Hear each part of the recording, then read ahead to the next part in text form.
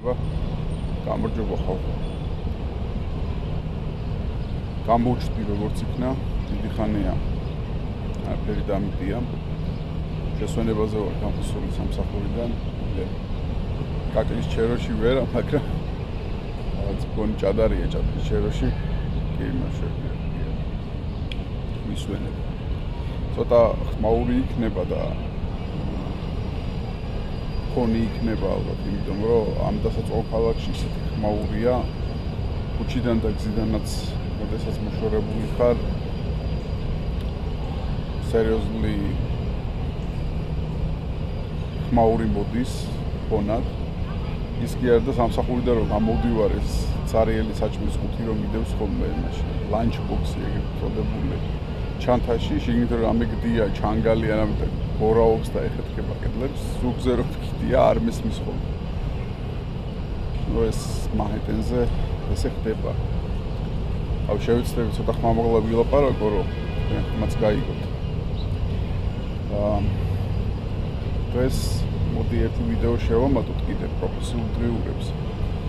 მინდა შევეხო და ვისაუბროთ დღევანდელ მარკეტზე რა ხდება, ცოტა გაფრთხილებული არის ახალი სამსახურის ნახვა. ამას მარტო მე არასოდეს ამჩნევენ. ხოდა მოდი ვისაუბროთ და გავშალოთ ეს თემა რა. მე მოგიყვებით, მე რა პრობლემას ვხედავ ამაში და რა არის ჩემი მოსაზრება ამასთან დაკავშირებით. იმის გარდა რომ მილიონი სხვადასხვა ფაქტორი არსებობს, დღეს დავპოსტე კიდევაც LinkedIn-ზე ამ თემასთან დაკავშირებით. მე მგონია რომ ამ ყველაფერში შევადარებთ ძველ დროს და თუ შევადარებთ ახლანდელ დროს, სულაც არ არის დამნაშავე ის თანამედროვე ტექნოლოგიები, ის AI, რასაც ჩვენ ვაკეთებთ და ვიყენებთ, პირიქით ბევრ შემთხვევაში ჩვენ პერფორმანსს მაღლა წევს ეს AI ტულები, მაგრამ პრობლემას ვხედავ მე software as a service-ში.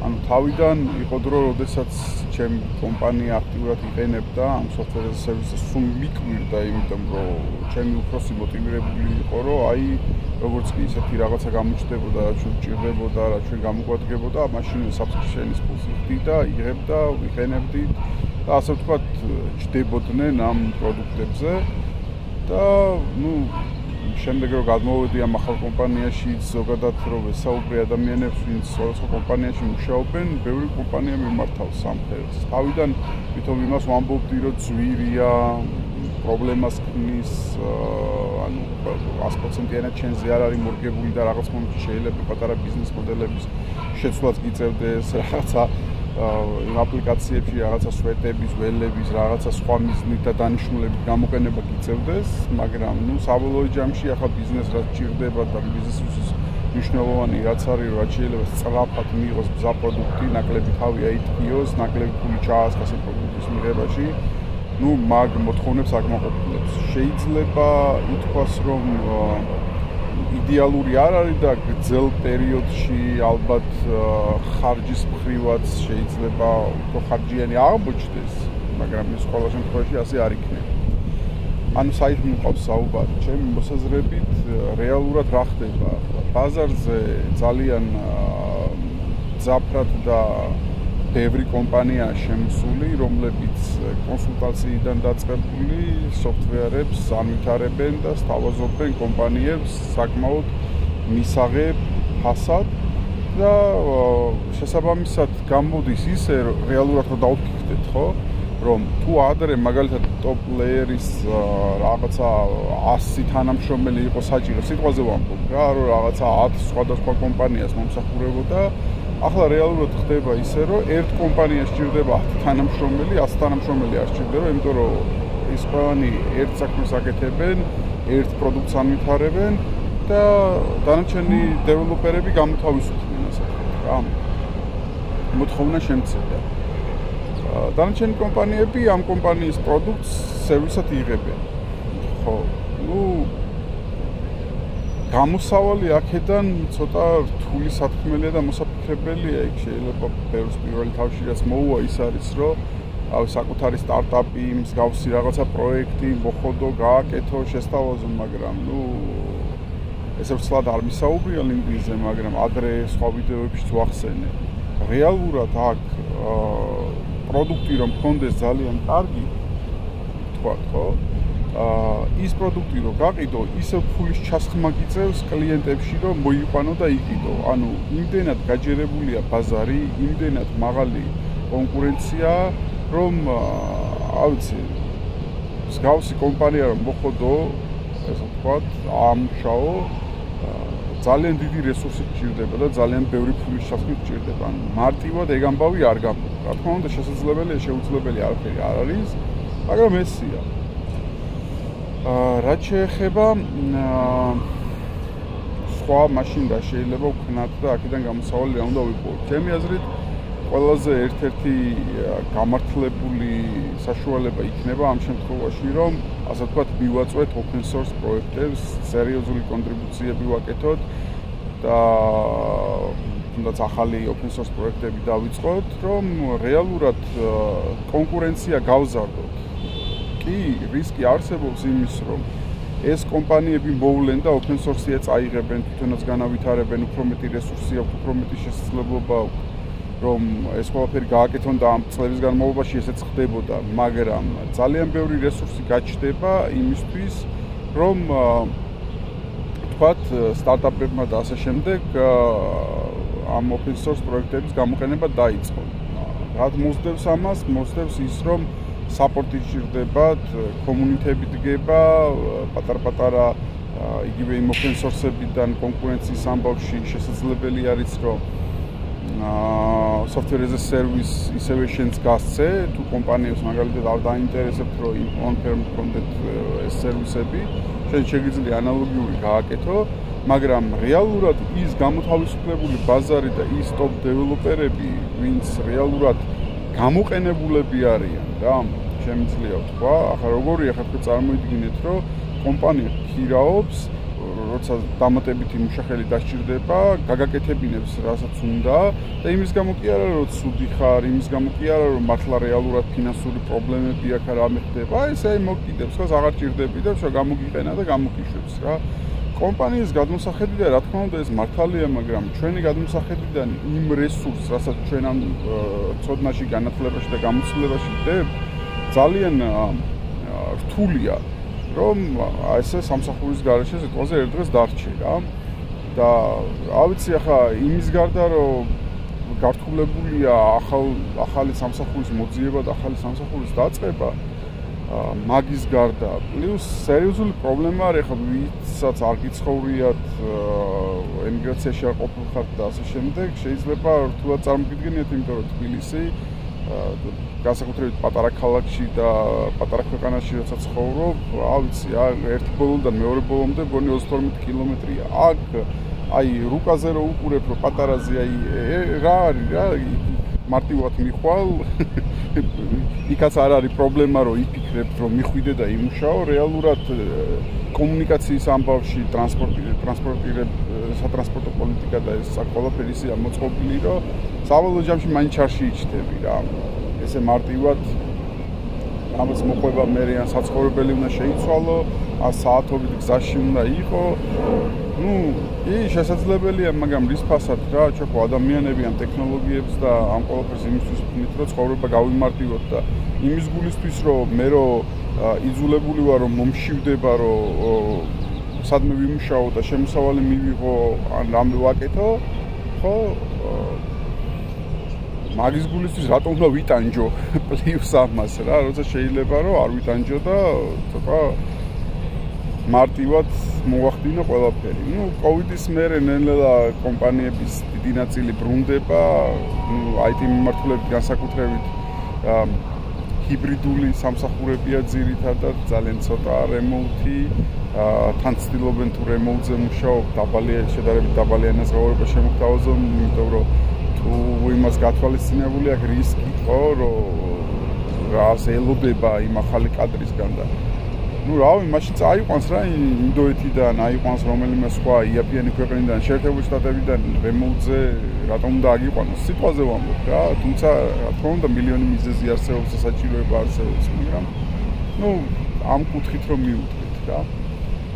და საბოლოო ჯამში რავი ახლა მაგალითად იმ დღეს გასაუბრება მქონდა მარიადიბის ვაკანსია იყო და ну ამ პირველ გასაუბრებაზე ну ამ რეკრუიტერს რო ველაპარაკებოდი ვკითხე რომ მეთქი აი აბა ორჯერ ბოლო 2 წელიწადში გაათავისუფლეთ თანამშრომლები ერთ გათავისუფლებაზე 26% შეამცირეთ რა ხო და აი მე რომ მაგალითად თავაზობ რა სიტყვაზე რომ წარმატებით გავული გასაუბრებას სამსახურს თავაზობ აი რა მოხდება სიტყვაზე ამიყვანოთ და იმის გამო კი არა რომ მე რო დეველოპერი ვარ აი უბრალოდ ხვალ გადაწყვიტოთ რომ არ მოაქვს ამ თქვენ ახალ მიმართულებას იმდენი შემოსავალი და გადაწყვიტოთ რომ გამოთავისუფლოთ რა ხო შემამციროთ ასე ну არაფერი რა ეს ხალხი აქ თითქოს შეგუებულია ამ ყველაფერს ამ წვალებას და ტანჯვას არა უმეც გამოთავისუფლესო წინაზეო მოუყევიო ამაშიო და რაღაცა პერიოდის მერე წლის 2 წლის მერე ისევ დამაბრუნესო კომპანიაშიო მეთქი კომპენსაცია მეთქი იხდიან კომპენსაციას კიო კომპენსაციო 3 კვირის კომპენსაცია საბოდიში 6 კვირის კომპენსაციაო ანუ ჩათვალეთ რომ 3 ხელფასის დარიცხვა რა თვენახევრის ხელფასი ხო ეგრე გამოდის რა ხო და ავი ამ პირობებში ახლა შეიძლება რაღაცა სხვა კომპანიები რავი გამიგია რომ 3 თვისაც იხდიან და 6 თვისაც იხდიან მაგრამ რამდენიც არ უნდა გადაიხადოს მარტო ფულის გადახდა ხო არ არის არა სტრესი ახალი სამსახურის ძებნა ძალიან რთულია პლუს ამას ცოტა მაცდურად გამოიყურება ხოლმე ეს ყველაფერი აი მაგალითად კომპანია რომ მოდის და ახლა საქართველოსზე და საქართველოსთან რომ მუშაობენ ამერიკულ კომპანიებზე ეს ისე არ ვრცელდება, მაგრამ ამერიკაში რო ცხოვრობ, ყველა მიცის რომ დაზღვევას რამხელა მნიშვნელობა აქვს და როგორ გჭირდება და როგორ ძვირია ზამეცნე მომსახურება, ხო? ხო და ну დაზღვევაზე რომ გეუბნება კომპანია რომ ჯერ ხო ბევრი კომპანია არ თავაზობს დაზღვევას რა და მე ვინც თავაზობს გეუბნება რომ დაზღვევას გაძლევ, მაგრამ იმ დაზღვევის პირობებში სანამ კონტრაქტს არ გამოგიგზავნიან და სანამ დაზღვევაში არ ჩაერთვები და ხელს არ მოაწერ მანამდე შენ ხო არ იცი იმ კონტრაქტში რა წერია. საბოლოო ჯამში შეიძლება აღმოჩნდეს, რომ იმდენი გადასახდელი თანამონაწილეობის ამ დაზღვევაში, ან ისეთი ცუდი პირობები იყოს იმ დაზღვევაში, რომ საერთოდ არ გიღირდეს და რავი, დაზღვევა გინდა გქონია, გინდა არა, ეგეთი სიტუაცია იყოს რა.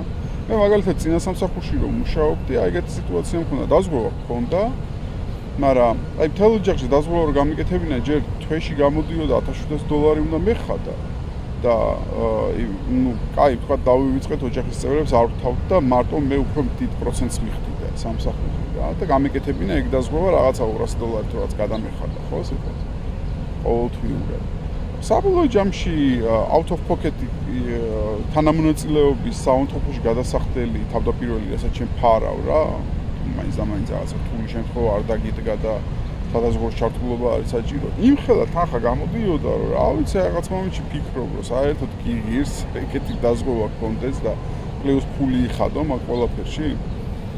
ხო და ცოტა აი ბევრს მარტივად მიაჩნია ხოლმე ამერიკაში ცხოვრება და აი ვიცი წარმოუდგენია ოცნებები აქვს რომ აი იქ მომახვედრა და ყველაფერი ასე იქნება და ისე იქნება. სინამდვილეში ძალიან რთულია.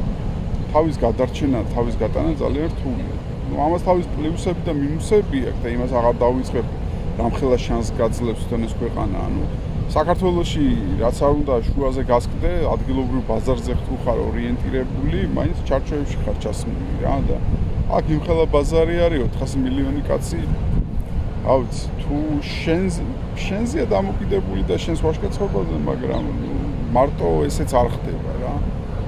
ერთხელ წინა სამსახურში ჩემ უფროს ველაპარაკებოდი და უთხარი რომ მეთქი აი რასაც ვაკეთებ სიტყვაზე მე როგორც პერსონალურად ერთმა ადამიანმა ხო იგივე რომ დავიწყო და იცადო მაგალითად Amazon-ზე რაღაცების გაყიდვა რაღაც ეს მცირე ბიზნესის დაწყება მეთქი დღევანდელ დღეს ეს შესაძლებელია და აი ხო უყურებო რა ჩვენ კომპანიასო რა პროდუქტი რო გავყიდოთო და ეს რო ამუშაოთო ფული უნდა გადავიხადოთო ანუ თუ ფულს გადაიხდიო იმუშავებო კი ამუშავებო თუ არაო ვერ ამუშავებო რა ანუ ესე იგი რა თქმა უნდა საბოლოო ჯამში ესე მასება იანგარიშება რომ მაინც კლიენტს უწევს მაგ რეკლამის ფულიც გადახდა Amazon-ი იქ თავისთვის დიდებდება და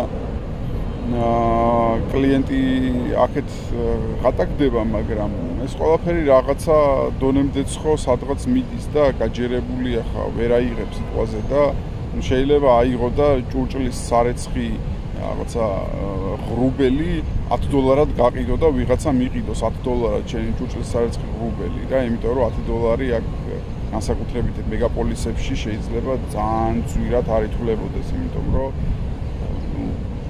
დღეში რაღაც გარკვეულ თანხას ასე ვთქვათ გამოიმუშავებ და ის ღრუბელი კი გამოსაცვლელი რაღაც პერიოდში ერთხელ მაგრამ რამდენიმე ყოველდღე არ ვცვლი რა მაგრამ ну მაინც ხო ხვდებით რა ხა ეს $10 იმ ღრუბლისთვის უკვე ძვირია რა აი სხვაგან ვერ იყიდი ხო რამდენად გაყიდი აი სადამდე მოუმატებ ფას ვიღაცა კონკურენტი რო გამოგიჩნდება და ისიც რომ ამ ბიდინგის აუქციონის სისტემაში მონაწილეობს აი ეს პროდუქტს უფრო და უფრო აძვირებს ესე კლიენტის გადასახდელია და საბოლოო ჯამში მე ვიღაცები ფიქრობენ და ფიქრდებიან იმაზე რომ აღარ უღირთ საერთოდ ამ პროდუქტის კიდე ხო და ანუ რატო საუბრობ ამ ყველაფერს ცოტა გადავედი თემიდან თემაზე მაგრამ საბოლოო ჯამში ისე გამოდის რომ ძალიან გლური და ძალიან ესეთი ანუ გადარჩენაზე ორიენტირებული ცხოვრება გიწევს რა. ნუ იმაზე არ ვიცუწუნებ და აღარ მოვყვები რომ როგორ ახლა ბევრ კომპანიაში პრაქტიკულად დასვენების დღეები რო არა აქვს წელიწადში 6 დღე რო გაქვს მარტო ოფიციალურად დასვენების დღე და რაღაცა მაგაზე აღარ მოვყვები და აღარ ვისაუბრებ მაგრამ ნუ ამას იმიტომ ყვები და იმიტომ საუბრობ რომ წარმოდგენა გქონდეთ და იცოდეთ რომ იმის გარდა რომ ბევრი ბენეფიტები გაქვთ იმის გარდა თავის გადარჩენაზე ზრუნვა გიწევთ და ეს თავის გადარჩენა არ არის რომ სამსახური მქონდეს და ვიცხოვრო შეიძლება სამსახური მქონდეს და ნორმალური ანაზღაურებას მქონდეს და შენ გეგონოს რომ ნორმალური ანაზღაურება გაქვს სულ მინიმუმ საბაზრო სიტუაციიდან გამომდინარე მაგრამ შენი ეს ანაზღაურება სრულადაც არ იყოს საკმარისი რომ იმყოფინო და იცხოვრო როცა მარტო ხარ და რაღაცას აკეთებ კიდე ხო განსაკუთრებით რა თქმა უნდა იქ იცნება ოჯახი და ან თუ ისეთი ცხოვრების მოყვარული ხართ რომ სამოგზაუროდ იყვართ სიარული და ასე შემდეგ რა მოკლედ ესე იცოდეთ რომ ბაზარზე ცოტა რთული სიტუაციაა აქ პროფესიონალიზმზე აღარ არის საუბარი აქ მართლა გადარჩენაზე და თავის გატანაზე არის საუბარი იმიტომ რომ აი სულ მინიმუმ თუ დააკვირდებით თქვენ ჯობ ბორდებს სადაც სამსახურები იდება რამოდენიმე წუთში რაღაცა რამოდენიმე ასეული ეს აქვს რეზიუმე აქვს მიღებული კომპანიებს ეს იმას არ ნიშნავს რომ დეველოპერები დამშევლები დარბიან და სამსახურს ეძებენ და ზიან ჩასაფრებულები და წაგუწკაპუნონ და ეპლაი გააკეთონ ჯობზე ეს უფრო იმ თანამედროვე თულების და თანამედროვე ტექნოლოგიების გამოყენებას გავს ეს ახალბედები ვინც არიან რა თქმა უნდა ხა შენი რეზიუმე პირველ ასეულში რო ყოფდება უფრო მეტი შანსი გაქვს კომპანიამ შენი რეზიუმე ნახოს და დაგიქირაოს ვიდრე რაღაცა 100000 რო იყო შეიძლება შენი რეზიუმე არც გახსნა შესაბამისად ეგრე გამოდის რა რომ კონკურენცია იქაც კი იწევს რომ იმის გარდა რომ სიტყვაზე შეიძლება სენიორ დეველოპერი იყო ჯუნიორ დეველოპერთან ჭიდილი გიწევს რომ შენი რეზიუმე იმაზე ადრე მოხდეს მე საერთოდ მიკვირს რამდენიმე კომპანია დარწმუნებული ვარ და ვიცი რომ მიმართავს დაიყენებს AI-ის რეზიუმეების გადასარჩევად მაგრამ ბევრი კომპანიები ხდება რომლებიც გეკითხებიან რომ თანახმა ხარ თუ არა რომ AI-იმ განახორციელოს კანდიდატების შერჩევა არ ვიცი, ეს რას ემსახურება და რატო აკეთებენ ამას, არ ვიცი, მაგრამ ესეთი მოსანიშნი ჩეკბოქსები ჩემხვედრია. ყოველ შემთხვევაში იმედია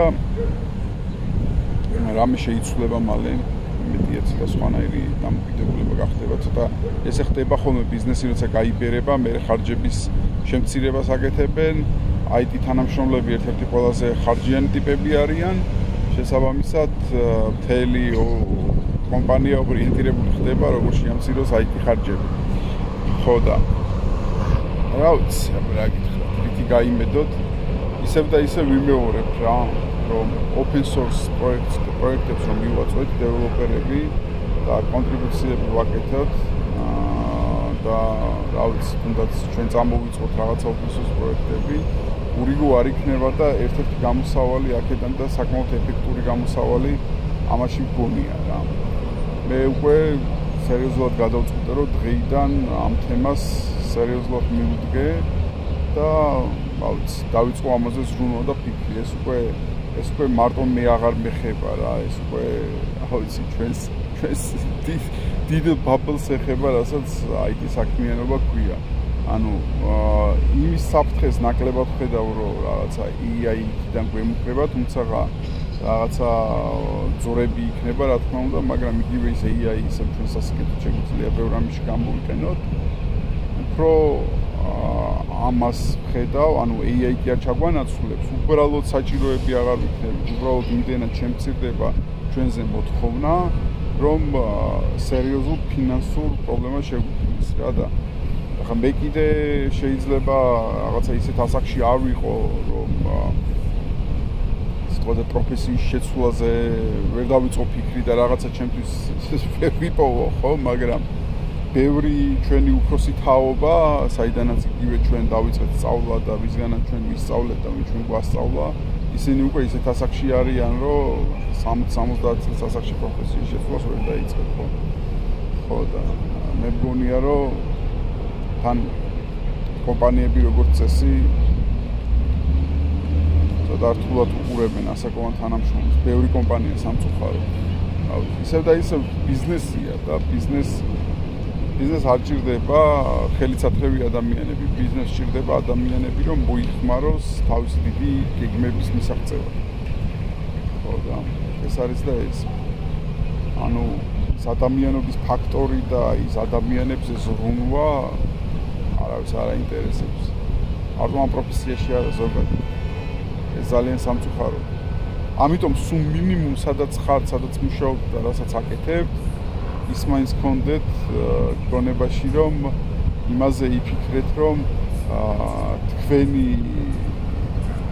დროის და ცხოვრების რაღაცა მონაკვეთი მხოლოდ და მხოლოდ სამსახურის გარეთ არა. სამსახურის დროც რაღაცა ნაწილი საკუთარ განვითარებას დაუთმოთ. ეს თქვენ კომპანიასაც დაეხმარება. წესიჭრიანი კომპანიები ამის საშუალებას თვითონ უნდა გაძლევდნენ და უნდა თავაზობდნენ და ხას უნდა ვიწყობდნენ. მაგრამ თუ ამას არ აკეთებენ, იცოდეთ, რომ იმ კომპანიაში მხოლოდ თქვენი გამოყენება უნდათ და ამიტომ დროა, რომ თქვენ იზრუნოთ თქვენ თავზე და თქვენ მოახერხოთ ის, რომ დარჩეთ განვითარების top level-ზე და პლუს ამას იზრუნოთ ყოველთვის საკუთარ განვითარებას. თუ რა თქმა უნდა, როგორც კომპანიის მხრიდან არ არის სწორი და მართალი, რომ მხოლოდ საკუთარ გეგმებზე ზრუნავს და თანამშრომლებზე, ფსევდო ზრუნვა არის, ჩემი აზრით, რასაც აკეთებს ბევრი კომპანია. თანამშრომლის მხრიდანაც რა თქმა უნდა არ არის სწორი, მხოლოდ საკუთარ თავზე ზრუნვა. თუ მიდიხარ იმაზე, რომ იქირაოს კომპანია და თუ ხარ დაქირავებული თანამშრომელი, რა თქმა უნდა, შენი მოვალეობა არის, რომ კომპანიაზეც იზრუნო. და მე ესე უყურებ, ესე მიმაჩნია და არ შეიძლება მხოლოდ საკუთარ თავზე და სხვა მაინტერესებს ხებზე მკიდია სიტყვაზე თქვა. მე მხოლოდ ჩემი თავის განვითარებაზე ვარ ორიენტირებული, ესეც არ იქნება სწორი. ოქროს შუალედ, მაგრამ plan B უნდა გქონდეს სადღაც გვერდზე ყოველთვის, იმიტომ რომ ისე სწრაფად იცვლება ეს ყველაფერი. ავი, ჩემი შვილი რომ მეუბნება რომ პროგრამისტობა მინდაო,